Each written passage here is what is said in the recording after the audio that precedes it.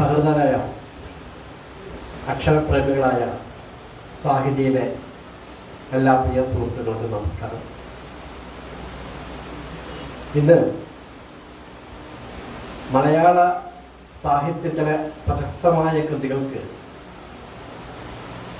നൽകിയ ചലച്ചിത്ര ആവിഷ്കാരങ്ങളെക്കുറിച്ച് ഇത്തരമൊരു ചർച്ചയും സംവാദവും സംഘടിപ്പിക്കുവാൻ മുന്നോട്ട് വന്ന സാഹിതിയുടെ ബഹുമാന്യരായ പ്രവർത്തകരെ ആദ്യമായി ഞാൻ അഭിനന്ദിക്കുന്നു. അതോടൊപ്പം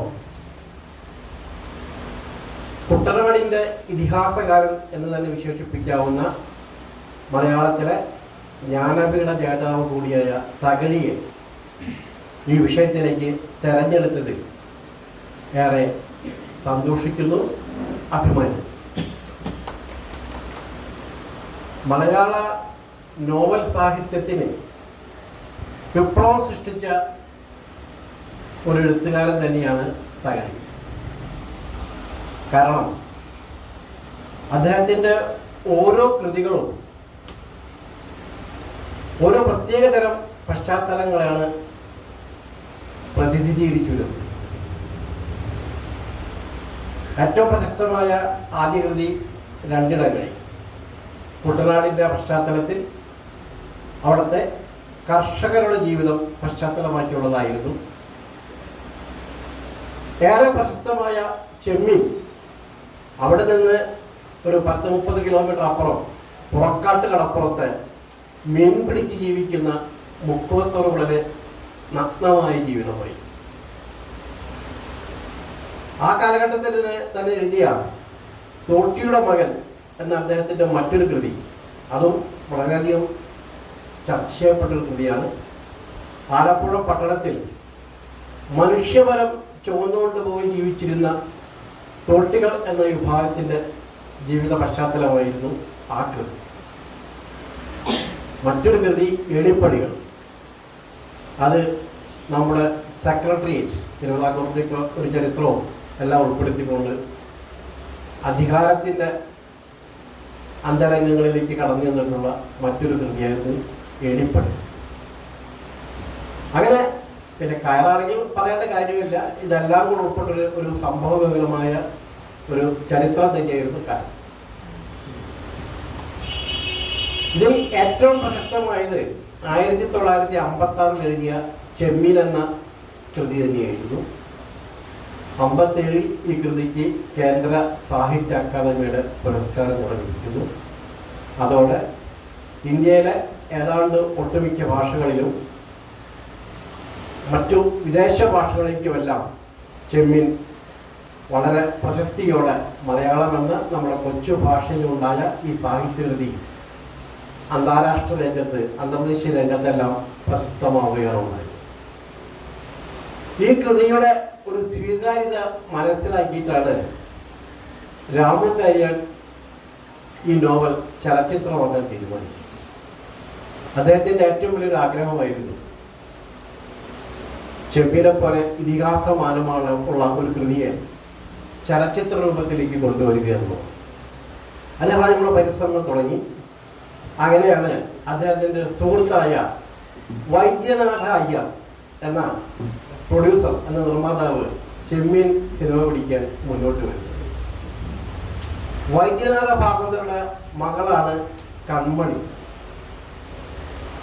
പലർക്കും അറിയില്ല ഈ കൺമണി ആരാണ്. കൺമണി ഈ സിനിമ പിടിക്കാൻ മുന്നോട്ട് വന്ന വൈദ്യനാഥ അയ്യരുടെ മകളാണ്. അങ്ങനെ സിനിമാ പ്രവർത്തനങ്ങൾ പതുക്കെ മുന്നോട്ട് പോയിക്കൊണ്ടിരിക്കുകയാണ്. വൈദ്യനാഥ അയ്യരുടെ ഒരു സുഹൃത്ത് ഒരു ചെറിയ ഉപദേശം കൊണ്ടു അദ്ദേഹത്തിന്. കാരണം തകഴിയുടെ ഈ സിനിമ ചലച്ചിത്രമാക്കിയാൽ വിജയിക്കുമെന്ന് യാതൊരുവിധ ഉറപ്പുമില്ല. കാരണം അക്കാലത്ത് ദുഃഖപര്യവശായ കഥകളെ പ്രേക്ഷകർ സ്വീകരിക്കുമായിരുന്നു എന്നൊരു സംശയം. പ്രേക്ഷകർക്ക് അങ്ങനത്തെ കഥാപാത്രം അല്ലെങ്കിൽ കഥകളെ ഇഷ്ടപ്പെടുമായിരുന്നില്ല. കാര്യം നോവലിൽ നായകനും നായികയെല്ലാം മരിച്ചു പോവുകയാണ്. അപ്പോൾ ഇത്തരം ഒരു കഥ ചലച്ചിത്രമാക്കിയാൽ പൊതുജനങ്ങൾ സ്വീകരിക്കുമോ എന്നൊരു ആശങ്ക അദ്ദേഹം തൻ്റെ സുഹൃത്തായ വൈദ്യനാഥ അയ്യരോട് സൂചിപ്പിച്ചു. അത് കേട്ടപ്പോൾ അദ്ദേഹത്തിന് ചെറിയ സംശയം തോന്നി. സംഭവം ശരിയാണല്ലോ, ഈ കഥ സ്വീകരിക്കപ്പെടുമോ? അപ്പോൾ രാമു കാര്യമായിട്ടോട് പറഞ്ഞു, നമുക്ക് ഈ കഥ മാറ്റി മറ്റേതെങ്കിലും ഒരു കഥ ചെയ്യണം, ചെമ്മീൻ വേണ്ട എന്നൊരു തീരുമാനത്തിലേക്ക് എത്തിയത്. കാര്യത്തിനെ സംബന്ധിച്ചിടത്തോളം അതൊരു വലിയ ഷോക്കായിരുന്നു. കാരണം അദ്ദേഹം ഏതാണ്ട് വർഷങ്ങളോളമായിട്ട് അദ്ദേഹം മനസ്സിൽ ഈ കഥ മനനം ചെയ്തുകൊണ്ട് എങ്ങനെയെങ്കിലും ഈ നോവൽ ചലച്ചിത്രമാക്കണം എന്നൊരു ദൃഢനിശ്ചയത്തോടെ മുന്നോട്ട് പോയിക്കൊണ്ടിരിക്കുന്നത്. അപ്പോഴാണ് അദ്ദേഹം പറയുന്നത്, നമുക്ക് ചെമ്മീൻ വേണ്ട, മറ്റൊരു കൃതി മതി. അദ്ദേഹം അതിനോട് യോജിച്ചില്ല, അദ്ദേഹം പിന്മാറി. അങ്ങനെ അദ്ദേഹം അല്ല പിന്മാറിയത്, വൈദ്യനാഥ് അയ്യരാണ് പിന്മാറി. അതായത് എനിക്ക് സിനിമ നിർമ്മിക്കാൻ താല്പര്യമില്ല എന്ന് പറഞ്ഞുകൊണ്ട് വൈദ്യനാഥ് അയ്യർ പിന്മാറുകയാണുണ്ടായത്. പക്ഷേ കാര്യമായിട്ട് പിന്തിരിഞ്ഞില്ല. കാര്യമായിട്ടൊരു ദൃഢനിശ്ചയത്തോടെ തന്നെ മുന്നോട്ട് പോയി. ഫിലിം ഫൈനാൻസ് കോർപ്പറേഷൻ അതിനെ സമീപിച്ചുകൊണ്ട് അതിൽ നിന്ന് ലോൺ എടുത്തുകൊണ്ട് സിനിമ നിർമ്മിക്കാനുള്ളൊരു ശ്രമം കാര്യമായിട്ട് ആ കാലഘട്ടത്തിൽ നടന്നു. പക്ഷെ നിർഭാഗ്യവരെന്ന് പറയട്ടെ, ആ ശ്രമം വിജയിച്ചില്ല. ഈ സമയത്താണ് കൊച്ചിയിലെ മട്ടാഞ്ചേരിയിലുള്ള ഇസ്മായിൽ ബാബു സേഠ് എന്ന ഒരു 19 വയസ്സുള്ള പയ്യൻ രാമു കാര്യത്തെ കാണാൻ വേണ്ടി വരുന്നു. അദ്ദേഹത്തിന് സാഹിത്യത്തിലും കലയിലും സിനിമയിലൊക്കെ താല്പര്യമുള്ളൊരു കൊച്ചു പയ്യൻ, ചെറുപ്പക്കാരനാണ്, മീശയൊക്കെ മുളച്ചു വരുന്നുണ്ടായിരുന്നു. അപ്പം അദ്ദേഹം രാമകാരിയെ കാണാൻ വന്നു. അപ്പം കാര്യമായിട്ട് വിചാരിച്ചിട്ട് എല്ലാ ചെറുപ്പക്കാരും സിനിമ സംവിധായകരെ കാണാൻ വരുന്നത് സാധാരണയായിട്ട് ജാൻസി ഒതുങ്ങിയതായിരിക്കും, അങ്ങനെ എന്തെങ്കിലും വന്നതായിരിക്കും എന്ന് ചോദിച്ചു. അദ്ദേഹം ഇതെല്ലാം പറഞ്ഞിരിക്കുമ്പോൾ രാമകാരിയോട് മൂഡ് ഔട്ട് ആക്കിയിരിക്കുന്നു. കാരണം ഫിലിം ഫൈനാൻസ് കോർപ്പറേഷൻ നിർമ്മിക്കാമെന്ന് ഏറ്റിരുന്ന അല്ലെങ്കിൽ ലോൺ തരാമെന്ന് സമ്മതിച്ചിരുന്നെങ്കിലും അവസാന നിമിഷങ്ങളിൽ അത് റിജക്റ്റ് ചെയ്തുകൊണ്ടൊരു കത്താണ് കിട്ടി അദ്ദേഹത്തിന് കൊടുത്തത്. ആ കത്ത് വായിച്ചുകൊണ്ടിരിക്കുന്ന സമയത്തായിരുന്നു അത്ര നമ്മുടെ ബാബു ഇസ്മായിൽ സേഠ് കടന്നു.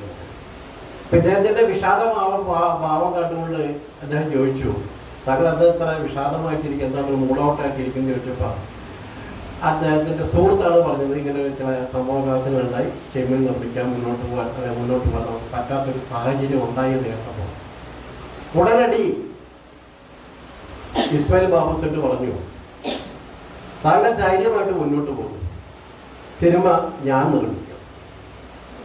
19 വയസ്സുള്ളൊരു പയ്യനാണ് പറയുന്നത്, ഞാൻ നിർമ്മിക്കാം, താങ്കൾ ധൈര്യമായിട്ട് മുന്നോട്ട് പോകും. രാമുകാരായിട്ട് ആദ്യം വിചാരിച്ചു പയ്യൻ വല്ല തമാശ പറയുകയായിരിക്കും. കാരണം 19 വയസ്സെന്ന് പറയുമ്പോൾ നമുക്കറിയാം കുട്ടിക്കളി മാറാത്തൊരു പയ്യനായിരിക്കും. അദ്ദേഹം ഞാൻ സിനിമ നിർമ്മിക്കാമെന്ന് പറയുമ്പോൾ അതൊരു പക്വതയില്ലാത്ത ഒരു തീരുമാനമായിട്ട് അന്ന് രാമുകാരായിട്ട് തോന്നിയുള്ളൂ. പക്ഷെ അദ്ദേഹം വളരെ സീരിയസ് ആയിരുന്നു. അദ്ദേഹം ഒറ്റ കാര്യമേ പറഞ്ഞോളൂ, എൻ്റെ സിനിമ മലയാള സിനിമയുടെ ചരിത്രത്തിൽ എന്നും രേഖപ്പെടുത്തേണ്ടതായിരിക്കണം. പണം എനിക്കൊരു പ്രശ്നമല്ല, എത്ര വേണമെങ്കിലും തരാം, എത്ര വേണമെങ്കിലും ഞാൻ മുടക്കാം. സിനിമ മലയാള സിനിമയുടെ ചരിത്രം മാറ്റിക്കുറിക്കുന്ന അല്ലെങ്കിൽ ചരിത്രത്തിൽ എന്നും രേഖപ്പെടുത്താവുന്ന ഒരു ചലച്ചിത്രമായിരിക്കണം എന്നായിരുന്നു ബാബു ഇസ്മായിൽ സേഠിൻ്റെ വാഗ്ദാനം. അല്ലെങ്കിൽ വാഗ്ദാനം തന്നെ. അതോടുകൂടി പിക്ചറാകെ മാറി. വൈദ്യനാഥ് അയ്യർ സിനിമ നിർമ്മിക്കാൻ തീരുമാനിച്ചന്ന് ബ്ലാക്ക് ആൻഡ് വൈറ്റിൽ സിനിമയായിരുന്നു. കാരണം അന്ന് ബ്ലാക്ക് ആൻഡ് വൈറ്റേ ഉള്ളൂ. അതിന് മുമ്പ് 63 കണ്ടം വെച്ചെന്ന് കൊണ്ടൊന്നും മറ്റേ ഒരു സിനിമ, അത് തമിഴനായ TR സുന്ദരമാണ് നിർമ്മിച്ചത്. അതിനുശേഷം പിന്നെ മലയാളത്തിൽ മറ്റൊരു കളർ സിനിമയും വന്നിട്ടില്ല എന്നാണ് എൻ്റെ അറിവ്. അപ്പോൾ ഇദ്ദേഹം ഇത്രയും ആത്മവിശ്വാസത്തോടെ മുന്നോട്ട് വന്നപ്പോൾ രാമുകാരിയോട് തീരുമാനിച്ചു, എങ്കിൽ സിനിമ ഈസ്റ്റ്മാൻ കളറുകളാക്കാം. മാത്രമല്ല അന്ന് ഇന്ത്യയിൽ ഏറ്റവും മുൻപന്തിയിൽ നിന്നിരുന്ന സാങ്കേതിക വിദഗ്ധരെല്ലാം ഈ ചിത്രത്തിൽ ഒന്നിപ്പിക്കണം, അണിനിരത്തണം എന്നൊരു വാശി കൂടെ രാമുകാരിയാട്ടിനുണ്ടായി. അങ്ങനെയാണ് ലോകപ്രശസ്ത സംവിധായകനായ ക്യാമറാമാനായ മാർക്സ് ബട്ട്ലി ചെമ്മീനിൻ്റെ ക്യാമറാമാനായി എത്തുന്നു. വിശ്വപ്രസിദ്ധ സംവിധായകനും എഡിറ്ററുമായ ഋഷികേഷ് മുഖർജിയാണ് ചെമ്മീൻ എഡിറ്റ് ചെയ്യാനെത്തുന്നത്. ഏതാണ്ട് ഈ സമയത്താണ് ബിമൽ റോയിയുടെ മധുമതി എന്ന വളരെ പ്രശസ്തമായ ചലച്ചിത്രം പുറത്തിറങ്ങി. മധുമതി എന്ന ഹിന്ദി ചിത്രം. ഈ ചിത്രത്തിന്റെ പ്രത്യേകത നിങ്ങൾ ഓർക്കുന്നുണ്ടായിരിക്കും. ദിലീപ് കുമാറും വൈജയന്തിമാരെ അഭിനയിച്ച മധുമതി, ആചാര്യ പരദേശി എന്ന ലതാ മങ്കേഷ്കറുടെ സൂപ്പർ ഹിറ്റ് ഗാനം മധുമതിയുടെ സംഭാവനയായിരുന്നു. ഇന്ത്യയിലെ ചെറുപ്പക്കാരെ, യുവതലമുറയെ ത്രസിപ്പിച്ച, ആവേശം കൊള്ളിച്ച ഗാനമായിരുന്നു ലതാ മങ്കേഷ്കറിന്റെ ആചാര്യ പരദേശി. രാമകാരിയാട്ടിനും ഈ ഗാനം വളരെയധികം ആവേശം കൊള്ളിച്ചു. അപ്പോൾ അദ്ദേഹം വിചാരിച്ചു, എന്തുകൊണ്ട് ലതാ മങ്കേഷ്കർ കൊണ്ട് ഒരു പാട്ട് ഈ ചിത്രത്തിൽ പാടിച്ചു. അങ്ങനെ ചെമ്മീനിൽ ലതാ മങ്കേഷ്കർ, മന്നാടെ, മധുമതിയുടെ സംഗീത സംവിധായകൻ സലീൽ ചൗധരി എന്നിവരെ കൂടെ പങ്കെടുപ്പിക്കാൻ തീരുമാനിക്കുകയാണ്. ചിത്രീകരണം തുടങ്ങി. എൻ്റെ ഓർമ്മ ശരിയാണെങ്കിലും മലയാളത്തിൽ ആദ്യമായിട്ട് ഈണത്തിനനുസരിച്ച് പാട്ടെടുക്കുന്ന പരിപാടി തുടങ്ങി വെച്ചത് ചെമ്മീനായി. സലീൽ ചൗധരി പറഞ്ഞു കൊടുത്ത അല്ലെങ്കിൽ ഇട്ടുകൊടുത്ത മനോഹരമായ ഈണങ്ങൾക്കനുസരിച്ചാണ് വയലാർ ചെമ്മീനിൻ്റെ ഗാനങ്ങൾ എഴുതി. അതിനു മുമ്പും നമ്മുടെ എന്താ പറയുക, റീമേക്ക് സിനിമകൾക്ക്, തമിഴിലും തെലുങ്കിലൊക്കെ സിനിമകൾക്ക് വേണ്ടി പാട്ട് എഴുതിയിട്ടുണ്ട്. മുതുകുളം രാഘവൻപിള്ളയും അതിമുള്ളവരൊക്കെ. അതുപോലെ ആയിരുന്നില്ല. വയലാർ പാട്ട് എഴുതിയപ്പോൾ അതൊരു കാവ്യ ചിത്രമായി മാറി എന്നുള്ളതാണ്. അത് ചെമ്മീനിലെ പാട്ടുകൾ കേൾക്കുന്ന എല്ലാവർക്കും മനസ്സിലാകും, പ്രത്യേകിച്ച് പറയേണ്ട കാര്യമൊന്നുമില്ല. ചെമ്മീൻ എന്ന ഇതിഹാസ നോവലിൽ അദ്ദേഹം ഏതാനും ഒരു 5 or 6 വരികളിലൂടെ തന്നെ വരച്ചിടുന്ന അത്ഭുത കാഴ്ചയാണ് നമുക്ക് കാണാൻ കഴിയുന്നത്, അല്ലേ? പെണ്ണാളെ പെണ്ണാളേക്ക് കരിമീൻ പെണ്ണാളെ എന്നുള്ള അരട്ട് ഗാനം നോക്കൂ. അതിന് വയലാറിന് നമ്മൾ പല്ലവിലേക്ക് വരുമ്പോൾ, പണ്ടൊരു മുക്കുവൻ മുത്തിനു പോയി, പടിഞ്ഞാറൻ കാറ്റത്ത് മുങ്ങിപ്പോയി, അരയത്തി പെണ്ണ് തപസ്സിരുന്നു, അവനെ കടലമ്മ കൊണ്ടുവന്നു. ഇത് മുക്കുവത്തടകളിൽ തുറ എന്ന വാക്കുകൂടെ ശ്രദ്ധിക്കണം. അത് തകഴി ശിവശങ്കരപ്പിള്ള പ്രത്യേകം നോക്കിയിട്ടുള്ളൊരു വാക്കാണ് തുറ. കാരണം കേരളത്തിന്റെ മലയോര പ്രദേശങ്ങളിലോ സമതല പ്രദേശങ്ങളിലോ ഇങ്ങനൊരു വാക്കില്ല. ഇത് നമ്മുടെ കടലോര പ്രദേശങ്ങളിൽ മാത്രം പ്രയോഗിക്കപ്പെടുന്ന ഒരു വാക്കാണ് തുറ. തുറ എന്ന് വെച്ച് കഴിഞ്ഞാൽ ഗ്രാമം അല്ലെങ്കിൽ ഒരു മുക്ക് എന്നൊക്കെയാണ് അർത്ഥമുള്ളൂ. ആ മുക്കുവത്തടകളിലെ വളരെ വർഷങ്ങളായി അല്ലെങ്കിൽ പരമ്പരാഗതമായിരുന്ന ഒരു മഹത്തായ വിശ്വാസം, ആ വിശ്വാസത്തെ അർത്ഥമാക്കിയാണ് തകഴി തന്നെ പ്രശസ്തമായ ചെമ്മീൻ എന്ന നോവൽ എഴുതിയത് തന്നെ. അതായത് കടലിൽ പോകുന്ന മുക്കുവന്റെ ജീവൻ കരയിലിരിക്കുന്ന അരയത്തിയിൽ അല്ല മരക്കാത്തിയുടെ ചാരിത്രത്തിലാണെന്നുള്ള മുക്കുവത്തുറകളിൽ പരമ്പരാഗതമായി വിശ്വസിച്ചുകൊണ്ടിരുന്ന ആ വിശ്വാസത്തെ അരക്കിട്ടുറപ്പിക്കുകയാണ് വയലാർ ഈ ഗാനത്തിലൂടെ ചെയ്യുന്നത്. ചരണം വരുന്ന അത് കഴിഞ്ഞ് പല്ലവി കഴിഞ്ഞാൽ ചരണത്തിലേക്ക് വരുമ്പോൾ ആ വാക്കുകൾ മാറി നോക്കും. പണ്ടൊരു മുക്കുവൻ മുത്തിനു പോയി, പടിഞ്ഞാറൻ കാറ്റത്ത് മുങ്ങിപ്പോയി, അരയത്തിപ്പെട്ട് പിഴച്ചുപോയി, അവനെ കടലമ്മ കൊണ്ടുപോയി. അപ്പോ തകഴിയുടെ ആ ഇത്രയും വലിയൊരു ഇതിഹാസ മാനമുള്ള നോവലിനെ വയലാർ ഏതാനും വരികളിലൂടെ എത്ര മനോഹരമായിട്ടാണ് ആവിഷ്കരിച്ചതെന്ന് നമുക്ക് അതൊരു യുഗപ്രഭാവനായ വയലാർ എന്നാണ് നമ്മൾ സാധാരണ വയലാറിനെ വിശേഷിപ്പിക്കാറുള്ളത്. ഇതാണ് വയലാറിന്റെ ഒരു മഹത്തായ രചനാ സൗരഭ്യം, രചനാ സൗകുമാര്യം എന്നൊക്കെ പറയാറില്ല. അത് പ്രത്യേകിച്ച് പറയേണ്ട കാര്യത്തില്ല, വയലാറിനെ കുറിച്ച് നമുക്ക് എല്ലാവർക്കും അറിയാം. 1965 ആഗസ്റ്റ് 19 ചെമ്മീൻ റിലീസാവുന്നത്. അപ്പൊ അതിനു മുമ്പ് ഒരു കഥ കൂടെ പറയാതിരിക്കുന്ന നിർവാഹമില്ല. കാരണം ഇതിലത്തെ പാട്ടുകൾ റെക്കോർഡ് ചെയ്യുന്നത് ബോംബെയിൽ വെച്ചിട്ടായിരുന്നു. സലീൽ ചൗധരിക്ക് ഇങ്ങോട്ട് വരാൻ ബുദ്ധിമുട്ടുണ്ടെന്ന് പറഞ്ഞപ്പോൾ നമ്മുടെ യേശുദാസ് അടക്കമുള്ള ഇവിടുത്തെ സംഗീത ഗായകരും എല്ലാവരും കൂടെ ബോംബെക്ക് പോയിക്കൊണ്ട് ബോംബെയിൽ വെച്ചാണ് ചെമ്മീനിൻ്റെ റെക്കോർഡിങ് നടക്കുന്നത്. കടലിനക്കര പോണോരെ കാണാപ്പൊന്നിന് പോണോരെ എന്ന പ്രശസ്തമായ ഗാനം പാടാൻ ആദ്യം നിശ്ചയിച്ചത് ലതാ മങ്കേഷ്കറായിരുന്നു. ലതാ മങ്കേഷ്കർ 2 ദിവസം വന്നു. ബോംബെയിലെ പ്രശസ്തമായ സ്റ്റുഡിയോയിൽ അവർ അതിൻ്റെ പ്രാക്ടീസ് തുടങ്ങി. 2 ദിവസം പ്രാക്ടീസ് ചെയ്തിട്ടുള്ള ലതാ മങ്കേഷ്കർ പറഞ്ഞു, എനിക്കിത് പാടാൻ പറ്റുന്നില്ല, എനിക്ക് ഈ മലയാള ഈ ഉച്ചാരണം എനിക്ക് തീരെ ശരിയാവുന്നില്ലെന്ന് പറഞ്ഞ് അവർ റിജക്ട് ചെയ്തു. അവർ 3-ാം ദിവസം വേറൊരു പാട്ടിൻ്റെ റെക്കോർഡിംഗ് ഉണ്ട്, അവർ പറഞ്ഞു ഞാൻ പാടുന്നില്ല, സോറി എന്ന് പറഞ്ഞു അവർ ഇട്ടിട്ടു. എന്നാൽ മന്നാടി ഉണ്ടായിരുന്നു. സലീൽ ചൗധരിയാണ് സംഗീതം പറഞ്ഞത്. മന്നാടി പാടാൻ ശ്രമിച്ചു. മാനസമേനെ ഒരു മധുരം കിള്ളിത്തരും, അദ്ദേഹത്തിനും ഈ പാടാൻ ശ്രമിച്ചിട്ടും പാട്ട് പരാജയപ്പെടും. കാരണം മലയാളം എന്ന ഭാഷ നമ്മുടെ എഴുത്തച്ഛൻ തീക്കടൽ കളഞ്ഞ് തിരുമധുരമായി തന്ന മലയാളത്തിൻ്റെ ഈ മലയാളം എന്ന നമ്മുടെ പ്രിയപ്പെട്ട ഭാഷ ആർക്കും അത്രയൊന്നും വഴങ്ങില്ല. അതുകൊണ്ട് തന്നെ ലതാ മങ്കേഷ്കറും മന്നാടയും പരാജയപ്പെട്ട് പിൻവാങ്ങി. അന്ന് മന്നാടയുടെ വീട്ടിൽ ചെന്നപ്പോൾ അദ്ദേഹത്തിൻ്റെ പോക്കറ്റിൽ അദ്ദേഹം ഹിന്ദിയിൽ എഴുതിയ ഈ വരികൾ കാണുകയാണ്. ഹിന്ദിയിൽ അദ്ദേഹം എഴുതിയെടുത്ത് പാട്ട് പാടാൻ വേണ്ടി മാനസമൈനെ വരും. അത് കണ്ട അദ്ദേഹത്തിൻ്റെ ഭാര്യ മലയാളിയാണ്. ഒരു പ്രേമവിവാഹമായിരുന്നു മന്നാടയ്ക്ക്. കണ്ണൂർ സ്വദേശിനിയായ സുലോചനയാണ് മന്നാടയുടെ ഭാര്യ. അവർ ഈ ലെറ്റർ കണ്ടു, ഈ കടലാസ് കണ്ടു. കടലാസ് എഴുതിയിരിക്കുന്നത് മാനസമൈനെ വരും എന്നുള്ളതാണ്.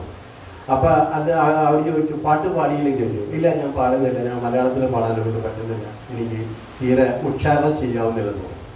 അപ്പോൾ അവർ ഇത് മുഴുവൻ വായിച്ചു നോക്കി. അപ്പം ഇത് 2 വരികൾ ചോദിച്ചു, നിങ്ങൾക്ക് ഇതിൻ്റെ അർത്ഥം പലതും മനസ്സിലായെന്ന് ചോദിച്ചു. ഇല്ല, എങ്കിൽ കേട്ടോളെന്നും പറഞ്ഞ അവരെ വരികൾ പറഞ്ഞു കൊടുത്തു. കടലിലെ ഓണവും കരയിലെ മോഹവും അടങ്ങുകിൽ ലോകനെ അടങ്ങുകില്ല. അദ്ദേഹം കുറച്ചേരം കേട്ടത് നോക്കൂ, വളരെ മനോഹരമായിരുന്നു, ഫണ്ടാസ്റ്റിക്. ആരാണെന്ന് എഴുതിയത്? വയലാറാണ്.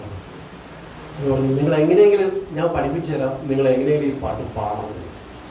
അങ്ങനെ സുലോചന എന്ന മന്നാടയുടെ മലയാളിയായ ഭാര്യയുടെ ഒരൊറ്റ പ്രേരണ കൊണ്ടാണ് അദ്ദേഹം ആ പാട്ട് ചെമ്മീന് വേണ്ടി പാടുന്നത്.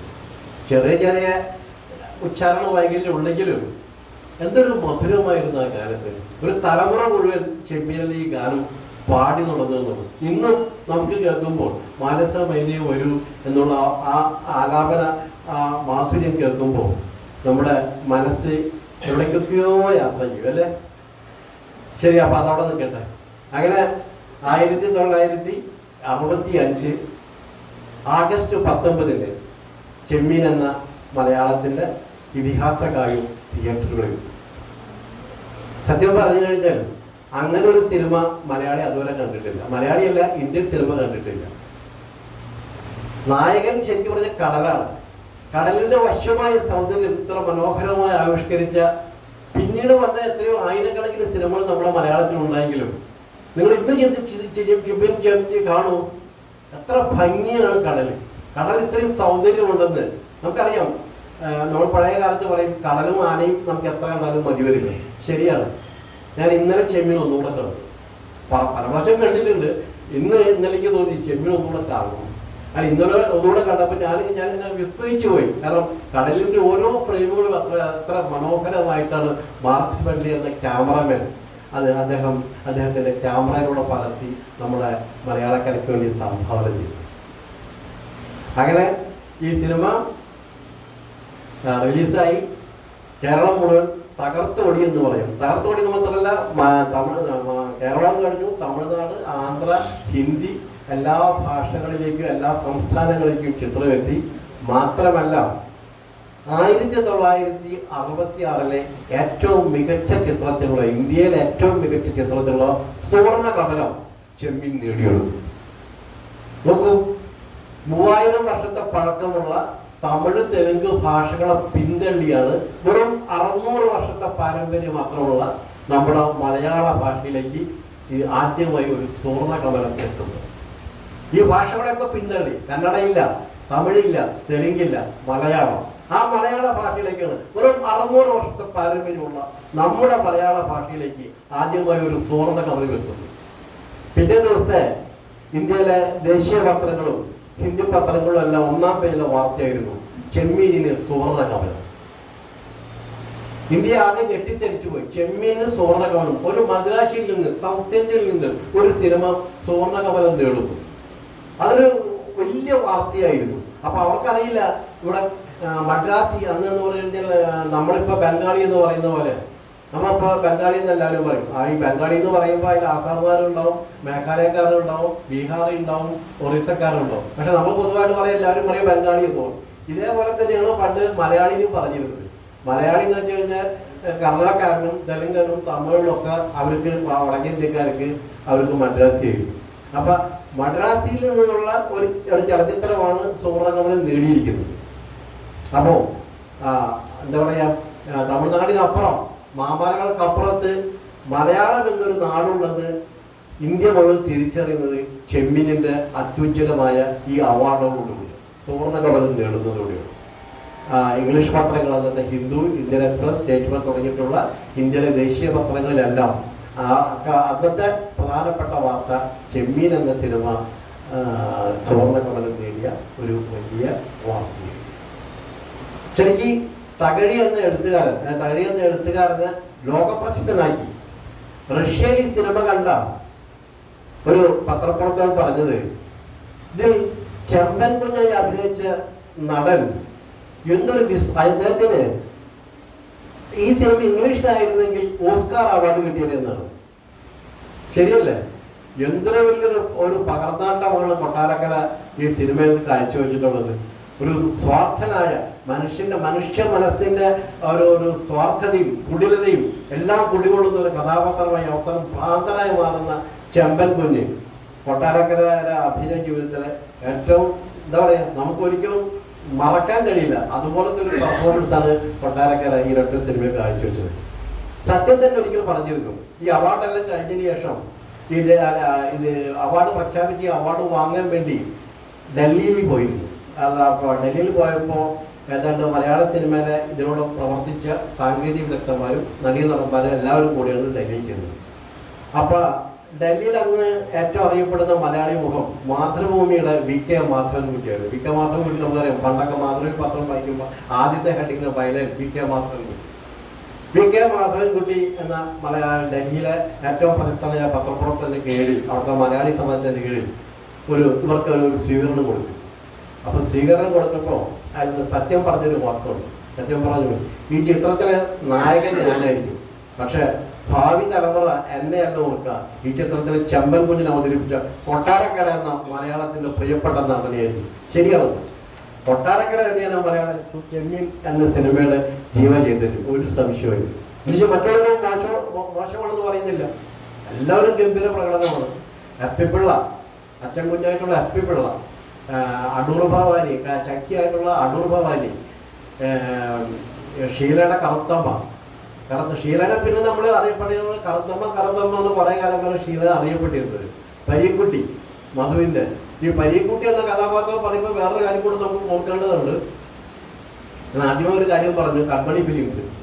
ഈ കൺമണി ഫിലിംസ് വൈദ്യനാഥ അയ്യരുടെ മകളുടെ പേരാണ്. ഈ സിനിമ നിർമ്മിക്കാൻ വേണ്ടി മുന്നോട്ട് പോയപ്പോൾ ഇസ്മായിൽ സേട്ട് ആ പേര് മാറ്റാൻ പിന്നെ അദ്ദേഹം സമ്മതിച്ചില്ല. കാരണം ഈ സിനിമ അത് ചെമ്മീൻ എന്ന സിനിമയ്ക്ക് രജിസ്റ്റർ ചെയ്തത് നിർമ്മിക്കാൻ വേണ്ടി കൺമണി ഫിലിംസാണ്. ഇസ്മായിൽ സേട്ട് അദ്ദേഹം ജന്മം കൊണ്ടൊരു മുസ്ലിമായിരുന്നു. അദ്ദേഹം ഗുജറാത്തിലോ അങ്ങോട്ട് കുടുംബപരമായിട്ട് അവിടെ നിന്ന് താമസിക്കാൻ കൊച്ചിയിൽ വന്ന് മട്ടാഞ്ചേരി വന്ന ഒരു കുടുംബമാണ്. എന്നിട്ടും ഈ കൺമണി ഫിലിംസ് എന്നുള്ള ബാനർ മാറ്റാൻ അദ്ദേഹം തയ്യാറായില്ലെന്ന് മാത്രമല്ല, ഈ ബാനറിൽ തന്നെ സിനിമ നിർമ്മിച്ചാൽ മതി എന്ന് പറഞ്ഞൊരു വലിയ വിശാല മനസ്സുകൂടെ കൺമണി ബാബുവിനുണ്ടായിരുന്നു. അത് കൺമണി ബാബു എന്നാണ് പിന്നീട് സിനിമ നിർമ്മിച്ചതിന് ശേഷം അറിയപ്പെട്ടത്. അതൊരു വലിയ മനസ്സല്ലേ. ഇതേപോലെ ഒരു വലിയ മനസ്സിന്റെ ഒരു അനുഭവം കൂടെ ഉണ്ട്. ഈ സിനിമ നിർമ്മിക്കാൻ അദ്ദേഹം മുന്നോട്ട് വന്നപ്പോൾ രാമുകാരിയാട്ടിന് ആദ്യം ഞാൻ പറഞ്ഞില്ല, അത് വിശ്വാസം വന്നില്ല. അപ്പൊ അദ്ദേഹം പറഞ്ഞു, ഇതിലെ പരീക്കുട്ടി എന്ന കഥാപാത്രത്തെ ഞാൻ താങ്കൾക്ക് തരട്ടെ, താങ്കൾ അഭിനയിക്കുന്നു. അപ്പൊ ഏതൊരു ചെറുപ്പക്കാരനും, അതും രാമുകാരിയാട്ടിനെ പോലെ മലയാളത്തിലെ ആദ്യത്തെ ദേശീയ പുരസ്കാരം കൊണ്ടുവന്ന സംവിധായകനാണ് നീലക്കുയിലൂടെ രാമുകാരിയാട്ട്. അദ്ദേഹമാണ് ചോദിക്കുന്നത്, ഇതിന്റെ നായക കഥാപാത്രം താങ്കൾക്ക് തരട്ടെ, പരീക്കുട്ടി എന്ന കഥാപാത്രം താങ്കൾ അവതരിപ്പിക്കുമെന്ന് ചോദിച്ചപ്പോ കൺമണി ബാബു പറയാണ്, എനിക്ക് വേണ്ട, ഇവിടെ അഭിനയം അറിയാവുന്ന ഇഷ്ടംപോലെ നടന്മാരുണ്ടല്ലോ, അവരെ കൊണ്ട് നിങ്ങൾ അഭിനയിപ്പിക്കൂ, ഞാൻ പടം നിർമ്മിച്ചു കൊള്ളാം. ഈ സിനിമ മലയാളത്തിലെ എക്കാലത്തെയും ചരിത്രം അല്ലെങ്കിൽ മലയാള സിനിമ എന്നും അടയാളപ്പെടുത്താവുന്ന ഒരു സിനിമ മാത്രമായാൽ മതി, ഞാൻ അഭിനയിക്കുന്നില്ല എന്ന് പറഞ്ഞ് പിന്മാറിയ ഒരു വലിയ വ്യക്തിത്വം കൂടിയാണ് കൺമണി ബാബു. അദ്ദേഹത്തിന്റെ അവസാന കാലം വളരെ ദുരന്തമായിരുന്നു. അതെല്ലാം നമ്മുടെ വിഷയമല്ല. അദ്ദേഹമാണ് ഈ ചെമ്മീൻ എന്ന സിനിമയുടെ ലാഭത്തിൽ നിന്ന് മാത്രമാണ് എറണാകുളത്തെ കവിത എന്ന സ്റ്റഡി തിയേറ്റർ ബാബു നിർമ്മിക്കുന്നത്. നമ്മൾ എറണാകുളത്ത് കൂടെ ഇപ്പോൾ നമ്മുടെ കോട്ടപ്പുറത്ത് നിന്ന് കായലിൽ കൂടെ സഞ്ചരിക്കുമ്പോൾ എനിക്കൊരു ടൂർ പോകുമായിരുന്നു. അപ്പോൾ ഗൈഡ് പറഞ്ഞു തരികയാണ് ഈ അറ്റം തൊട്ട് ആറ്റം വരെ ഏതാണ്ട് ഒരു 100-150 ഏക്കർ സ്ഥലം കമ്പിളി ബാബുവിൻ്റെ കുടുംബത്തിൻ്റെ ആയിരുന്നു. അവരതായിരുന്നു. കാലത്ത് തൊട്ട് അല്ലെങ്കിൽ ഒരു ദിവസം മാസത്തിലെ 30 ദിവസം തെങ്ങ് കയറിയാലും അവസാനിക്കില്ല. അത് തെങ്ങേറ്റക്കാരുടെ റെസ്റ്റ് ഇല്ല. 30 ദിവസം തെങ്ങ് കയറാനുണ്ടോ? അത്രയും വലിയ തെങ്ങുംതോപ്പായിരുന്നു ഈ കായലോരത്ത് ഈ കുടുംബത്തിൻ്റെ ആയിട്ടുണ്ടായിരുന്നു. അവസാന കാലത്ത് പട്ടിണി കിടന്നാണ് കമ്പിളി ബാബു മരിച്ചെന്നുള്ളത് മറ്റൊരു ദുഃഖകരമായ അവസ്ഥ. അപ്പോൾ ഇതാണ് ചെമ്മീനിൻ്റെ ഒരു ചെറിയ ലഘുവിവരണം. ചെമ്മീനാണ് തകഴി എന്ന മലയാളത്തിലെ പ്രിയപ്പെട്ട എഴുത്തുകാരനെ ഏറ്റവും അധികം പ്രശസ്തി നേടിക്കൊടുത്ത നോവൽ. ആ നോവലിൻ്റെ ഒരു ചെറിയ സംഗ്രഹമാണ് പറഞ്ഞത്. പിന്നീട് പിന്നീട് പറയില്ല, അതിനു മുമ്പ് തന്നെ മലയാളത്തിലെ മറ്റൊരു കൃതി തകഴിയുടേതായിട്ട് ചലച്ചിത്രമാക്കപ്പെട്ടിട്ടുള്ളത്. അത് 1958 രണ്ടിടങ്ങൾ. രണ്ടിടങ്ങഴി എന്ന സിനിമയെ നമുക്ക് അടയാളപ്പെടുത്തുമ്പോൾ ആദ്യം ഓർമ്മ വരുന്നത് മലയാളത്തിലെ ആദ്യത്തെ ഭരത് അവാർഡ് നേടിയ പി.ജെ. ആന്റണി നടന്റെ ആദ്യ ചലച്ചിത്രമായിരുന്നു രണ്ടിടങ്ങഴി. അതോടൊപ്പം കെ.പി.എസ്.സി. സുലോചന എന്ന മലയാളത്തിന്റെ അല്ലെങ്കിൽ ഒരു കാലത്ത് നാടക രംഗത്ത് നിറഞ്ഞു നിരുന്ന ഗായിക. ആ ഗായികയുടെ ഏറ്റവും മനോഹരമായിട്ടുള്ള ഒരു പാട്ട് നിങ്ങൾ കേട്ട് കാണും. തുമ്പപ്പൂ പെയ്യണ പൂനിലാവി കമകറോടൊപ്പം പാടിയ വളരെ മനോഹരമായ ഗാനം പാടിയത് കെ.പി.സി. സുലോചനയോടൊപ്പമാണ്. അന്ന് വയലാറൊന്നും ചലച്ചിത്ര രംഗത്ത് ജസ്റ്റ് കടന്നു വന്നിട്ടേ ഉണ്ടായിരുന്നുള്ളൂ. 58 56 വയലാർ വരുന്നത്. അതുകൊണ്ട് ആ പാട്ട് എഴുതിയത് തിരുനയനാർ കുറിച്ച് മാധവൻ നായർ എന്ന പഴയ കാലത്തെ നമ്മൾ ആത്മവിദ്യാലയം എന്നുള്ള വളരെ പ്രസിദ്ധമായ ഗാനങ്ങളൊക്കെ എഴുതിയിട്ടുള്ള തിരുനയനാർ കുറിച്ചാണ്. അതിന് സംഗീതം പകർന്നത് ബ്രദർ ലക്ഷ്മണൻ എന്ന അക്കാലത്ത് തന്നെ വളരെ പ്രശസ്തനായ സംഗീത സംവിധായകൻ. ഇതായിരുന്നു മലയാളത്തിലെ തകഴി എന്ന എഴുത്തുകാരൻ്റെ ആദ്യത്തെ ചലച്ചിത്രാവിഷ്കാരം. പിന്നെ വരുന്നതാണ് ചെമ്മീന് ശേഷം പിന്നെ 71 അനുഭവങ്ങൾ പാളിച്ചകൾ എന്ന വിശ്വപ്രസിദ്ധമായ മറ്റൊരു ചലച്ചിത്രം വരും. ഈ ചിത്രത്തിൻ്റെ പ്രത്യേകതയുണ്ട്. ഒരു മഹാനടന്റെ അവസാന ചിത്രവും മറ്റൊരു മഹാനടന്റെ ആരംഭ ചിത്രമായിരുന്നു. സത്യൻ എന്ന നടന്റെ അവസാനത്തെ ചിത്രമായിരുന്നു അനുഭവങ്ങൾ പാളിച്ചകൾ. ഈ ചിത്രത്തിൽ അഭിനയിച്ചുകൊണ്ടിരിക്കുമ്പോൾ തന്നെ അതിന് മുമ്പ് തന്നെ യൂണിറ്റ് അംഗങ്ങൾക്ക് മനസ്സിലായി സത്യൻ ഒരു മഹാരോഗത്തിന്റെ പിടിയിലാണെന്നും രക്താർബുദം എന്ന രോഗം ഈ മനുഷ്യനെ അനുദിനം കാർന്ന് തിന്നുകൊണ്ടിരിക്കുകയാണെന്നും യൂണിറ്റ് അംഗങ്ങൾ മനസ്സിലായി. പക്ഷേ അദ്ദേഹത്തിന്റെ ആത്മധൈര്യം അതൊരു സത്യന് മാത്രമേ ഉണ്ടായിരുന്നുള്ള ഒരു കൈമുതലായിരുന്നു. അതായത് ഒന്നും വകവയ്ക്കാതെ ആശുപത്രിയിൽ പോയി, മദ്രാസിലെ വിജയ ഹോസ്പിറ്റലിൽ പോയി രക്തം മാറി മൂക്കിൽ പഞ്ചി വെച്ചുകൊണ്ട് വന്നുകൊണ്ട് അടുത്ത സീൻ അഭിനയിക്കുകയായി. യൂണിറ്റ് അംഗങ്ങളെല്ലാം അവരുടെ പരിഭ്രാന്തരായ ഇദ്ദേഹത്തിനും കൂടെ ഇദ്ദേഹം ഇപ്പം വീടുമോ പിടിക്കും എന്ത് പറ്റുമെന്ന് അതേപോലെ ഒന്നും സംഭവിക്കും, നിങ്ങൾ അഭിനയിക്കുമോ? കേസ് എൻ്റെ പോലെ തന്നെ അദ്ദേഹം ഡയറക്ടറായിരുന്നു അനുഭവങ്ങൾ പാലിച്ചാണ്. അദ്ദേഹം പറയാണ്, സത്യം നിങ്ങൾ റെസ്റ്റ് എടുക്കുക. റെസ്റ്റ് ഒന്നും വേണ്ട, നിങ്ങൾ അഭിനയിക്കും, നിങ്ങൾ സീൻ പറയും, അടുത്ത സീൻ നമുക്ക് അഭിനയിക്കാം. ഒരു നിർമ്മാതാവിനെ അല്ലെങ്കിൽ ഒരു പ്രൊഡക്ഷൻ ഒരു സംവിധായകനെ എങ്ങനെ അനുസരിക്കണം, എങ്ങനെ ഒരു സെറ്റിൽ പെരുമാറണം എന്നുള്ളതിന് ഏറ്റവും വലിയ ദൃഷ്ടാന്തമായിരുന്നു സത്യൻ എന്ന മഹാത്മാ. ആ സത്യന്റെ അവസാന ചിത്രമായിരുന്നു അനുഭവങ്ങൾ പാളിച്ചകൾ. അവസാന രംഗം ഷൂട്ട് ചെയ്യാൻ പറ്റിയില്ല, കോടതി സീൻ. ഇത് പിൻകാലത്ത് കോട്ടയം ചെല്ലപ്പനെങ്ങാണ്ട് വെച്ചിട്ടാണ് അവസാനത്തെ രംഗം. ഇന്നത്തെ പോലെ അന്ന് സാങ്കേതിക വിദ്യ ഒന്നും അന്ന് വളരാത്ത കാലമായിരുന്നു. അപ്പോൾ അദ്ദേഹത്തെ കണ്ട് വെച്ചുകൊണ്ടാണ് അവസാനത്തെ കോടതി സീൻ ഷൂട്ട് ചെയ്ത് എവിടെയൊക്കെ വായിച്ചതായിട്ട് ഓർമ്മയുണ്ട്. അപ്പോൾ ഈ ചിത്രത്തിലെ ഗാനങ്ങളെ കുറിച്ചൊക്കെ നമുക്ക് പിന്നീട് പറയാം. അത് വളരെ വളരെ മനോഹരമാണ്. പക്ഷെ ഒരു കാലത്ത് എടുത്തു പറയാതിരിക്കാൻ പറ്റില്ല. അതിൽ അഗ്നിപർവ്വതം പുകഞ്ഞു, ചക്രവാളകൾ ചുവന്നു. ഇപ്പം തന്നെ നമ്മുടെ ആനന്ദ് സാർ ഒരു പാട്ട് പാടി പ്രവാചകന്മാരെ പറയൂ. ആ ഗാനം മോശമൊന്നുമല്ല കേട്ടോ. കാരണം മാധുരിയുടെ മറ്റൊരു മനോഹരമായ ഗാനമുണ്ട്, കല്യാണി കളവാണി. പിന്നെ മലയാളത്തിലെ ഏറ്റവും വിപ്ലവകരമായ ഒരു ഗാനം സർവ്വരാജ്യ തൊഴിലാളികളെ സംഘടിക്കും. ഇത് ലെനിന്റെ മുദ്രാവാക്യവും. റഷ്യൻ വിപ്ലവകാലത്ത് ലെനിൻ ലോകത്തിൽ നൽകിയ ഏറ്റവും വലിയൊരു മുദ്രാവാക്യമാണ് സർവ്വരാജ്യ തൊഴിലാളികളെ സംഘടിക്കും. അത്രയും ആവേശകരമായ ഒരു പാട്ട് നിങ്ങൾ ഒരു വിപ്ലവഗാനം മലയാളത്തിൽ ഉണ്ടായിട്ടുള്ളൂ. ഞാൻ ശ്രമിക്കാറുണ്ട്, എത്രയോ വിപ്ലവഗാനങ്ങൾ മലയാളത്തിൽ എഴുതപ്പെട്ടിട്ടുണ്ട്. പക്ഷേ സർവ്വരാജ്യ തൊഴിലാളികളെ സംഘടിക്കുന്നു എന്ന ലെനിന്റെ മുദ്രാവാക്യത്തിൽ ഉയർത്തിപ്പിടിച്ചുകൊണ്ട് അദ്ദേഹം വോൾഗ നദിയുടെ തീരങ്ങളിലേക്ക് തന്നെ യാത്ര ചെയ്യുകയാണ്. അത് വയലാറിന് മാത്രം എഴുതാൻ പറ്റുന്ന ഒരു മഹാഗാനമായിട്ട് നമുക്ക് പലപ്പോഴും തോന്നിയിട്ടുണ്ട്. പക്ഷെ ഞാൻ ആ ഗാനത്തിലെ പരാമർശിക്കുന്നത് ഇതിലെ അഗ്നിപർവ്വതം പുകഞ്ഞു എന്ന ഗാനം. ആ ഗാനം ശ്രദ്ധിച്ചിട്ടുണ്ടോന്ന് അറിയില്ല. ഇതിൻ്റെ ഓരോ വരികളും സത്യന് വേണ്ടി എഴുതിയ.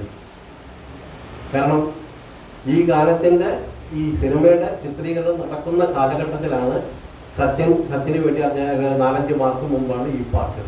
അപ്പൊ അതിൽ അദ്ദേഹം പറയുന്ന വാക്കുകള് അഗ്നിപർവ്വതം പുകഞ്ഞു, ഭൂചക്രവാളങ്ങൾ ചുവന്നു, മൃത്യുവിന്റെ ഗുഹയിൽ രക്തപുഷ്പം വിടർന്നു. ഇങ്ങനെയാണ് ആ പാട്ടിന്റെ വരികൾ തുടങ്ങുന്നത്.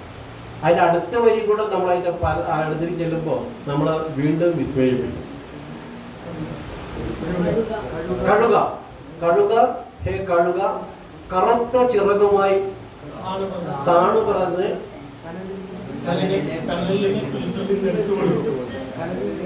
പാട്ട് എഴുതാന് പാട്ടിനെ കുറിച്ച് എഴുതുമ്പോഴും ഇപ്പൊ വരികൾ പലപ്പോഴും മറന്നു പോകുന്നു. അപ്പൊ ഞാൻ ആ പാട്ടോടൊപ്പം നമുക്ക് പാടും. നമ്മുടെ സാറ് ഇവിടെ ഇരിക്കുന്നുണ്ട്, സാറ് പാടാൻ വേണ്ടിയിട്ട്. അപ്പൊ നിങ്ങൾ ആ പാട്ടിന്റെ ഓരോ വരികളും ശ്രദ്ധിച്ചാൽ മതി. അത്ര മനോഹരമായിട്ട് സത്യന് വേണ്ടി എഴുതിയ ഒരു ഗാനമാണ് എന്ന് നിസ്സംശയം പറയാം. എനിക്ക് ഞാൻ പലപ്പോഴും ഞാൻ പാട്ടോടുമ്പോൾ ഞാൻ ആ പാട്ട് പ്രത്യേകമായിട്ട് അടയാളപ്പെടുത്തിയിട്ടുള്ളത് അങ്ങനെയാണ്. കാരണം സത്യനെ എങ്ങനെ നമുക്ക് അടയാളപ്പെടുത്താൻ കഴിയുമോ, സത്യൻ എന്ന മഹാനടൻ, അതേപോലെ അത്ര മനോഹരമായിട്ടാണ് വയലാർ ഈ ഗാനത്തിലൂടെ നോക്കുന്നത്. അപ്പോൾ അനുഭവങ്ങൾ പാളിച്ചോ എന്ന സിനിമ അതുകൂടെ അതിലൂടെ പറയേണ്ട ഒരു പ്രത്യേകിച്ച് വേറൊരു കാര്യം കൂടെ പോയി. അതൊരു സംഭവ കഥയായിരുന്നു. അനുഭവങ്ങൾ പാളിച്ചയുടെ ചെല്ലപ്പൻ കാർത്തികപ്പള്ളി താലൂക്കിൽ താമസിച്ചിരുന്ന ഒരു തൊഴിലാളി നേതാവായി. ഒരു കേസുമായിട്ട് ബന്ധപ്പെട്ട് അദ്ദേഹത്തെ തകഴിശേഷനപ്പിള്ള വളരെ പ്രശസ്തനായ ഒരു വക്കീലായിരുന്നു അദ്ദേഹമാണ്. അപ്പോൾ ഒരു കേസുമായി ബന്ധപ്പെട്ടുകൊണ്ട് അദ്ദേഹം ഈ പ്രതിയുമായിട്ട്, അതായത് ചെല്ലപ്പൻ എന്ന കഥാപാത്രം, അദ്ദേഹത്തിൻ്റെ പേര് മറ്റൊന്നായിരുന്നു, വെറുതെ ആയിരുന്നു, ഞാൻ വായിച്ചുകൊണ്ട് കൊടുക്കുന്നുണ്ട്, വർഷങ്ങൾക്ക് മുമ്പാണ് വായിച്ചത്. അപ്പോൾ ആ കഥാപാത്രത്തെ മനസ്സിൽ കണ്ടുകൊണ്ടാണ് ചെല്ലപ്പൻ എന്ന മഹത്തായ ഒരു കഥാപാത്രത്തിൻ്റെ പാത്രം. ആ സിനിമയിൽ നമുക്ക് ഒരിക്കലും മറക്കാൻ പറ്റില്ല. കാരണം അനുഭവം പഠിച്ചവർക്ക് പറഞ്ഞു കഴിഞ്ഞാൽ എന്താ പറയുക, ഒരു തലമുറ ഹൃദയത്തിലേറ്റിയ ഒരു സിനിമ. ചെമ്മീൻ പോലെ തന്നെ ഹൃദയത്തിലേറ്റിയ ഒരു സിനിമയാണ് അനുഭവങ്ങൾ പാളിച്ചകൾ.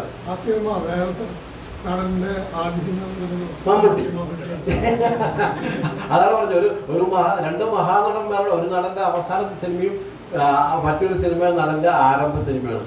അത് മമ്മൂട്ടി അന്ന് ലോ കോളേജിൽ പഠിച്ചുകൊണ്ടിരിക്കുകയായിരുന്നു. അപ്പൊ എന്നും ക്ലാസ് കട്ട് ചെയ്തുകൊണ്ട് ഈ സിനിമ ഷൂട്ടിങ്, അതിപ്പോ എറണാകുളത്താണ് ഷൂട്ടിംഗ് നടന്നുകൊണ്ടിരിക്കും, ഹൈക്കോടതി പരിസരത്തൊക്കെണ്ടായിരുന്നു ഈ ഷൂട്ടിംഗ് നടന്നുകൊണ്ടിരിക്കുന്നത്. അയാൾ എന്നും ചെല്ലും, ക്ലാസ് കട്ട് ചെയ്തിട്ട് നേരെ ചെല്ലും, ഷൂട്ടിംഗ് കാണാൻ നിൽക്കും, ക്ലാസ്സിൽ കയറില്ല. അപ്പൊ ഈ പ്രൊഡക്ഷൻ എക്സിക്യൂട്ടീവ് നമ്മളുടെ സംവിധായകന്റെ പിന്നാലുള്ള ഒരാളുണ്ട്. അതോട് പറഞ്ഞ് എനിക്ക് സംവിധായകന് കേസ് ചെയ്തവൻ സാർ ഒന്ന് കാണണമെന്ന്. അപ്പൊ 2-3 ദിവസം ഇയാൾ പറഞ്ഞിട്ടും ഇയാൾ സമ്മതിക്കില്ല. കാരണം ആരും സമ്മതിക്കുന്നത് ഇയാളെ സംവിധായകൻ്റെ അടുത്ത് സംസാരിക്കുന്നതെന്ന് കഴിഞ്ഞാൽ അന്നത്തെ ചിലപ്പോൾ ഷൂട്ടിംഗ് ചിലപ്പോൾ മുടങ്ങി പോകും. 2 ദിവസം കഴിഞ്ഞ് ഇയാൾ പിന്നാലെ മാറുന്നില്ല. ഇയാൾ പറയും പിന്നെയും പറഞ്ഞു, സാറേ എനിക്കൊന്ന് കാണും. മമ്മൂട്ടിയുടെ ഒരു അഭിനയിക്കുള്ള ആവശ്യമാണ് ഒരു മനസ്സിലാക്കിക്കോളൂ. അവസാനം ഇയാൾക്ക് ദയ തോന്നി പറഞ്ഞു, ശരി ഒരു കാര്യം ചെയ്യാം, അദ്ദേഹം ഉച്ചയ്ക്ക് ഊണ് കഴിക്കാതിരിക്കുമ്പോൾ ഒന്ന് ചേർന്ന് നിങ്ങൾ സംസാരിച്ചോളം പറയും. അങ്ങനെ സേതുമാധവൻ്റെ അടുത്തേക്ക് മമ്മൂട്ടി ചെന്നു. എനിക്ക് ഒരു വളരെ വണ്ണം കുറഞ്ഞ പയ്യൻ. അപ്പോൾ ഞാൻ ലോ കോളേജ് സ്റ്റുഡൻ്റാണ്, സാറിൻ്റെ സിനിമയിൽ ഒരു പറ്റെങ്കിൽ ഒരു ചെറിയ റോൾ എനിക്ക് ഇതായിരുന്നു. പറഞ്ഞു, ഞാൻ ലോ കോളേജ് സ്റ്റുഡൻ്റ് ആണോ? അപ്പോൾ തനിക്ക് വിദ്യാഭ്യാസം പൂർത്തിയാക്കി നല്ലൊരു വക്കീലായിട്ട് പ്രാക്ടീസ് ചെയ്താൽ പോലെ താൻ എന്തിനാണ് ഈ സിനിമയിൽ അഭിനയിക്കാൻ വരുന്നത്? അല്ല സാറേ, എനിക്ക് ഭയങ്കര അഭിനയിക്കണം എന്നുള്ളതിൻ്റെ ഒരു വലിയ ആശയാണ്. ഒരു കാര്യം ചെയ്യും, അനിയൻ ആദ്യം ഡിഗ്രി കംപ്ലീറ്റ് ചെയ്യും, എന്നിട്ട് മതി നമുക്ക് സിനിമയിൽ അഭിനയിക്കുക എന്ന് പറഞ്ഞ് അദ്ദേഹത്തെ ഒഴിവായി. ഇല്ല സാറേ, എനിക്ക് എന്തെങ്കിലും ഒരു സീനെങ്കിലും അഭിനയിച്ചിട്ടുണ്ട്. ശല്യമായല്ലോ എന്ന് പറഞ്ഞിട്ട് അവസാനം എടോ അസിസ്റ്റന്റ് ഡയറക്ടറെ വിളിച്ചു. ആ ഹംസാനെ പിന്നാലെ ഓടില്ലേ, ഇയാളെ പിടിച്ചു നിർത്തിക്കോളാം. അപ്പൊ ഇന്നലെ ഞാൻ ആ സീനും കണ്ടു. കാരണം മമ്മൂട്ടി എങ്ങനെയാണ് ഓടുന്നുള്ളത്. അപ്പൊ അനുഭവങ്ങൾ പാലിച്ചാണ് ഹംസ എന്ന കഥാപാത്രത്തെ നമുക്കൊരു ബഹദൂറാണ്. ബഹദൂർ ഒരു ചെറിയ പെട്ടിക്കടയിൽ, ആ പെട്ടിക്കട ഗുണ്ടകളെ ഒന്ന് നശിപ്പിക്കുകയാണ്. നശിപ്പിക്കുമ്പോൾ അത് കണ്ടിട്ട് ഓടി വരികയാണ്. എൻ്റെ കട നശിപ്പിച്ചല്ലോ എന്ന് പറഞ്ഞിട്ട് ഹറാമുകളിൽ നിന്നുകൊണ്ട് ബഹദൂർ ഓടി വരും. ബഹദൂർ എന്ന ഹംസ എന്ന കഥാപാത്രം. പിന്നാലെ 2 പേരുണ്ട്, അതിലൊന്ന് മമ്മൂട്ടിയാണ്. ഇതാണ് സംഭാഷണമൊന്നുമില്ല മമ്മൂട്ടിക്ക്, സംഭാഷണം ഇല്ലാതെ വെറുതെ ഓട്ടം മാത്രമാണ്. പിന്നീടാണ് കാലചക്രം എന്ന സിനിമയിൽ മമ്മൂട്ടിക്ക് വീണ്ടും ഒരു ചെറിയ ഒരു സീനിൽ അഭിനയിക്കാൻ അവസരം കിട്ടുന്നത്. അങ്ങനെയാണ് ഇതാണ് നടന്മാരുടെ ഒരു പശ്ചാത്തലത്തിലേക്ക് നമ്മൾ അവരുടെ ചരിത്രത്തിലേക്ക് തിരിഞ്ഞു പോയി കഴിഞ്ഞാൽ ഇതുപോലെ വിസ്മയിക്കുന്ന പലതും ഉണ്ടായിരിക്കും. ജഗതി ശ്രീകുമാർ എത്ര ദിവസം പൈപ്പുവെള്ളം കുടിച്ച് ജീവിച്ചിരുന്നത് പലർക്കും അറിയില്ല. ഇത് പിൽക്കാലത്ത് അദ്ദേഹം മലയാളത്തിലെ ഏറ്റവും വിശ്വപ്രസിദ്ധനായ ഹാസ്യ താരമായി മാറി, നടനായി മാറി. പക്ഷെ ദിവസങ്ങളോളം അദ്ദേഹം പൈപ്പുവെള്ളം മാത്രം കുടിച്ചു. നമ്മുടെ രവീന്ദ്രൻ മാസ്റ്റർ സംഗീത സംവിധായകൻ, അദ്ദേഹം എത്ര ദിവസം പട്ടിണി മാത്രം കരുതുകൊണ്ട് മുകളിലേക്ക് കൊണ്ട് പാട്ടുപാടി ജീവിച്ചിട്ടുണ്ടെന്നാണ്. ഇങ്ങനെ പറഞ്ഞുകൊണ്ട് അത് നമ്മുടെ വിഷയമല്ല. അപ്പോൾ നമ്മളിപ്പോൾ പറഞ്ഞു വന്നത് അനുഭവങ്ങൾ പാലിച്ചുകൾ. അതിനുശേഷം വരുന്ന ഒരു സിനിമയാണ് 1973 ഏണിപ്പടികൾ. ഏണിപ്പടികളുടെ ഒരു പ്രത്യേകത ഞാൻ നേരത്തെ പറഞ്ഞു, സെക്രട്ടേറിയറ്റിന്റെ പശ്ചാത്തലവുമായിട്ട് ബന്ധപ്പെട്ടുകൊണ്ടാണ് ആ സിനിമ ഷൂട്ട് ചെയ്തത്. പിന്നെ അതിൻ്റെ ഒരു പ്രത്യേകത KPSC, അതായത് നമ്മുടെ മലയാളത്തിലെ ഏറ്റവും പ്രശസ്തമായ നാടക കമ്പനിയാണ് കായംകുളത്തെ KPSC ആണ് ഈ ഏണിപ്പടികൾ എന്ന സിനിമ നിർമ്മിക്കുന്നത്. മധു ആയിരുന്നു നായകൻ, ശാരദയായിരുന്നു നായിക. തോപ്പിൽ ബാസിയാണ് സിനിമ സംവിധാനം ചെയ്തത്. തിരക്കഥയും തോപ്പിൽ ബാസി ചെയ്തിരുന്നു. തകഴിയുടെ ഏറ്റവും പ്രശസ്തമായ നോവലുകളൊന്നാണ് ഏണിപ്പടികൾ. ഒന്നാം മാനം പൂമാനം, പിന്നത്തെ മാനം പൊന്മാനം എന്നുള്ള വയലാറിൻ്റെ ഏറ്റവും പ്രശസ്തമായ യേശുദാസ് പാടിയ ഒരു ഗാനം ഈ ചിത്രത്തിൻ്റെ ഹൈലൈറ്റ് ആയിരുന്നു. കൂടാതെ ഇരയമ്മൻ തമ്പി എന്ന മലയാളത്തിൻ്റെ എക്കാലത്തിനും പ്രിയപ്പെട്ട താരാട്ട് പാട്ടുകാരൻ, അതായത് തിരുവിതാംകൂർ രാജവംശത്തിൻ്റെ ആസ്ഥാന എഴുത്തുകാരനായിരുന്ന കവിയാണ് ഇരയമ്മൻ തമ്പി. അദ്ദേഹം ഈ സിനിമയ്ക്ക് വേണ്ടിയിട്ടല്ല, അദ്ദേഹത്തിൻ്റെ പ്രശസ്തമായ ഒരു ഗാനം ഈ ചിത്രത്തിൽ സന്നിവേശിപ്പിക്കുകയുണ്ടായി. അതാണ് പ്രാണനാഥൻ എനിക്ക് നൽകിയ പരമാനന്ദ സുഖത്തെ പർവ്വതിനെഴുതാമോ എന്നുള്ള വളരെ വിഖ്യാതമായ കേരളത്തിൻ്റെ സംസ്കാര രംഗത്ത് ചരിത്രം സൃഷ്ടിച്ച ആ ഗാനം. ഈ ഗാനം 70കളിൽ നമ്മുടെ ആകാശവാണിയിലത്തെ, അന്ന് ആകാശവാണിയുള്ള ദൂരദർശനമൊന്നും വന്നിട്ടില്ല, അവർ ചലച്ചിത്ര ഗാനങ്ങളിൽ നിന്ന് ഇദ്ദേഹത്തിന് വിലക്ക് ഏർപ്പെടുത്തുക. കാരണം ഈ ഗാനം ഇനി പ്രക്ഷേപണം ചെയ്യേണ്ട, ഇതിൽ നിറച്ച് അശ്ലീലമാണ്. കാരണം ഒരു സ്ത്രീയുടെ രതിമോഹങ്ങളെക്കുറിച്ച് അല്ലെങ്കിൽ അവരുടെ സ്വപ്നങ്ങളെക്കുറിച്ച് ഇത്ര മനോഹരമായിട്ട് ഇരയമ്മൻ തമ്പി എഴുതിയ ഈ ഗാനത്തിൽ അശ്ലീലമാണെന്ന് ആരോപിച്ചുകൊണ്ട് ആകാശവാണി തന്നെ ഈ പാട്ട് നിരോധിച്ചു എന്നുള്ളത് അന്നത്തെ കാലത്ത് വലിയ വാർത്താ സംഭവവും സംസ്കാര രംഗത്ത് വലിയ ചലനങ്ങൾ സൃഷ്ടിച്ച സംഭവമായിരുന്നു. പക്ഷേ അതുകൊണ്ട് ഗാനം വളരെ വീണ്ടും പോപ്പുലറായി. ആ സമയത്താണ് ഗൾഫ് രാജ്യങ്ങളിൽ നമ്മുടെ മലയാളികൾ ചെന്നെത്തുന്നതും അവിടെ ടാപ്പ് റെക്കോർഡർ പോലുള്ള അന്നത്തെ കാലത്ത് പുതിയ പരിഷ്കാരങ്ങൾ, പുതിയ സാങ്കേതിക വിദ്യകളൊക്കെ നിലവിൽ വരുന്നത്. അതുകൊണ്ട് തോമസൺ പിക്ചേഴ്സിൻ്റെ എന്താ പറയുക, അവർ കുറേയധികം സിനിമകളെ വീഡിയോ രൂപത്തിലാക്കി പ്രദർശിപ്പിച്ചിട്ടുണ്ട്. അപ്പം ഇത് കിട്ടാക്കനിയായിരുന്നു ഗൾഫിൽ. കാരണം ഈ ഗാനരംഗം പ്രാണനാഥൻ എനിക്ക് നൽകിയ പരമാനന്ദ രസത്തെ എന്നുള്ള ഇരയമ്മൻ തമ്പിയുടെ വളരെ പ്രശസ്തമായ ഗാനം ഒരു കിട്ടാക്കനിയായിരുന്നു ഗൾഫിൽ. ഇപ്പോൾ ഈ സാധനം നമുക്ക് യൂട്യൂബിൽ സാധനം കാണാനുണ്ട്, കിട്ടാറുണ്ട്. കുറേ കാലം വരെ ഈ സാധനം കണ്ടിരുന്നില്ല. ആകാശവാണി പിന്നീട് പാശ്ചാത്തപിച്ചൊന്നും എനിക്കറിയില്ല. എന്തായാലും ആകാശവാണി നിരോധിച്ച മലയാളത്തിലെ രണ്ടാമത്തെ ഗാനമായിരുന്നു ഇതൊന്ന്. ഇനി മറ്റൊരു ചലച്ചിത്രത്തിൽ കൂടെ പറയാതിരിക്കാൻ പറ്റില്ല, ഗന്ധർവക്ഷേത്രം. ഇതാണ് തകഴിയുടെ വേറൊരു പ്രസിദ്ധ സിനിമയാക്കപ്പെട്ട മറ്റൊരു ചലച്ചിത്രം ഗന്ധർവക്ഷേത്രമാണ്. ഈ ഗന്ധർവക്ഷേത്രത്തിൽ അറിയാം, അത് അത്ര വിൻസെന്റ് എന്ന സംവിധായകനാണ് ഈ സിനിമ സംവിധാനം ചെയ്തത്. ഉദയയുടെ ബാനറിലാണ്. ഉദയ സാധാരണ സിനിമ സംവിധാനം ചെയ്തു കഴിഞ്ഞാൽ അദ്ദേഹത്തിൻ്റെ സിനിമകളെല്ലാം കുഞ്ചാക്കോയായിരുന്നു എല്ലാ സിനിമകളും സംവിധാനം ചെയ്യുക. പക്ഷേ ഇതിനെ വ്യത്യസ്തമായിക്കൊണ്ട് വിൻസെന്റ് സംവിധാനം ചെയ്ത സിനിമയാണ് ഗന്ധർവക്ഷേത്രം. ഇതിലെയാണ് വസുമതി ഋതുമതി എന്നുള്ള മനോഹരമായ ഗാനവും ഇന്ദ്രവല്ലിൻ്റെ പൂട്ടി വരുന്നുള്ള വളരെ പ്രശസ്തമായ ഗാനം, പിന്നെ കുറേ ഗാനങ്ങളുണ്ട്. അങ്ങനെയുള്ള ഗാനങ്ങളെല്ലാം ഗന്ധർവക്ഷേത്രമാണ് തകഴിയുടെ ചലച്ചിത്രമാക്കപ്പെട്ട മറ്റൊരു കൃതി. ഇനി ഒരു ചിത്രത്തെ കൂടെ പരാമർശിച്ചുകൊണ്ട് ഞാൻ എൻ്റെ വാക്കുകൾ അവസാനിപ്പിക്കും. അത് ചുക്ക് എന്ന സിനിമ, കുറച്ച് നേരത്തെ പറഞ്ഞ ചുക്ക് എന്ന മനോഹരമായിട്ടുള്ള മറ്റൊരു സിനിമ. പക്ഷേ ചുക്ക് അടുത്ത കാലത്താണ് ഞാൻ യൂട്യൂബിൽ, അന്നത്തെ കാലത്തൊന്നും ഈ സിനിമ റിലീസ് ചെയ്ത സമയത്ത് കാണാൻ പറ്റില്ല. ചുക്ക് എന്നെ നിരാശപ്പെടുത്തിയെന്ന് വേണമെങ്കിൽ പറയാം. കാരണം ഞാൻ പ്രതീക്ഷിച്ചൊരു നിലവാരത്തിലേക്ക് അനുഭവങ്ങൾ പാലിച്ചുകളോ അല്ലെങ്കിൽ ഏണിപ്പടികളോ അല്ലെങ്കിൽ ചെമ്മിനോ നൽകിയ ഒരു സന്തോഷം ചുക്ക് സിനിമ തന്നില്ല. ഇനിയിപ്പോൾ കാലം മാറിയതിൻ്റെ ഇക്കാലത്ത് കണ്ടത് കൊണ്ടാണെന്ന് അറിയില്ല. അത്ര വലിയൊരു അനുഭൂതി എനിക്ക് ചെയ്യും. പക്ഷേ അതിൻ്റെ പാട്ടുകൾ വെൺചന്ദ്രനാക്കിയ ഒരു അപ്സര സ്ത്രീ എന്ന മനോഹരമായ ഗാനം, അതേപോലെ തന്നെ ഇഷ്ടപ്രാണേശ്വരി നിന്റെ ഏതൻ തോട്ടം നിനക്ക് വേണ്ടി എന്ന ജയചന്ദ്രൻ്റെ എക്കാലത്തെയും സൂപ്പർ ഹിറ്റ് മറ്റൊരു ഗാനം. ഇത് കൂടാതെ വയലാർ ഭൂഖണ്ഡങ്ങളിലേക്ക് യാത്ര ചെയ്യുന്നൊരു ഗാനം കൂടെ അതിലൊരു പ്രാർത്ഥനാ ഗാനമായിട്ട് ജെറുസലേമിലെ സ്വർഗ്ഗദൂത. നമ്മൾ ഇന്ന് അഭിമുഖീകരിച്ചുകൊണ്ടിരിക്കുന്ന അല്ലെങ്കിൽ നമ്മളെ ഇന്നും വേദനിപ്പിച്ചുകൊണ്ടിരിക്കുന്ന ഗാസയിലെ അല്ലെങ്കിൽ പാലസ്തീനിലെ അല്ലെങ്കിൽ ഇസ്രായേലിലെ ഈ പ്രശ്നങ്ങൾ അന്ന് സജീവമായിരുന്നു. അന്ന് യാസർ അറാഫത്തിന്റെ കാലഘട്ടമായിരുന്നു. ആ കാലഘട്ടത്തിലും ഈ ഇന്ന് സംഭവിച്ച പോലെ തന്നെ ഗാസയുടെ അല്ലെങ്കിൽ ഇസ്രായേലിന്റെ വീതികളിൽ അന്നും വെടിയൊച്ചകൾ മുഴങ്ങിയിട്ടുണ്ട്. ആ പശ്ചാത്തലത്തെ കണക്കിലെടുത്തുകൊണ്ടായിരിക്കണം വയലാർ ജെറുസലേമിലെ സ്വർഗ്ഗദൂത ദേവദൂത എന്ന് വരും എൻ്റെ മെഴുകുവട്ടത്തിന് മുന്നിൽ നീ എന്ന് വരും എന്ന് വയലാർ അന്ന് എഴുതിയത്. ഇന്നും കാത്തിരിക്കുകയാണ് അവിടെ ജനങ്ങൾ ഒരു സമാധാനത്തിന് വേണ്ടി. ഏതാണ്ട് ഗാസയിൽ ഇപ്പോൾ വീടുകളായിട്ട് ഒന്നും അവശേഷിക്കുന്നില്ല എന്ന് വേണം പറയാം. അപ്പം അന്ന് നമ്മുടെ വയലാർ എത്ര മനോഹരമായിട്ടാണ് അല്ലെങ്കിൽ എത്ര വിപ്ലവാത്മകമായിട്ടാണ് അദ്ദേഹം ജെറുസലേമിലേക്ക് തന്നെ ഒരു ഗാനത്തിലൂടെ യാത്ര ചെയ്തത്. അദ്ദേഹം ബെത്ലഹേമിനെ കുറിച്ച് പറയുന്നത്, ഇസ്രായേലിനെ കുറിച്ച് പറയുന്നത്. ആ ഗാനം ശ്രദ്ധിച്ചിട്ടുണ്ടായിരിക്കും. ശരി, ആ ഗാനം നമുക്ക് പറ്റുമെങ്കിൽ ഇവിടെ പാടാം. ഇനിയും പലരും സംസാരിക്കണം, ഞാൻ മാത്രം പറഞ്ഞുകൊണ്ടത് ശരിയാവില്ല. അപ്പം തകഴിയുടെ പ്രശസ്തമായ സിനിമകളെ കുറിച്ച് അല്ലെങ്കിൽ സിനിമകളുടെ ഗാനങ്ങളെ കുറിച്ച് മാത്രമാണ് ഞാൻ പറഞ്ഞത്. ഇനിയും നമുക്ക് പറയാനുണ്ട്.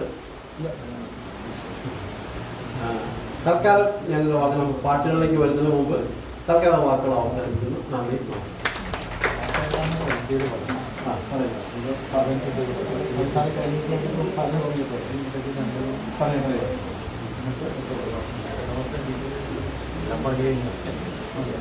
അത് കഴിഞ്ഞിട്ട് പാട്ട് പറയാം.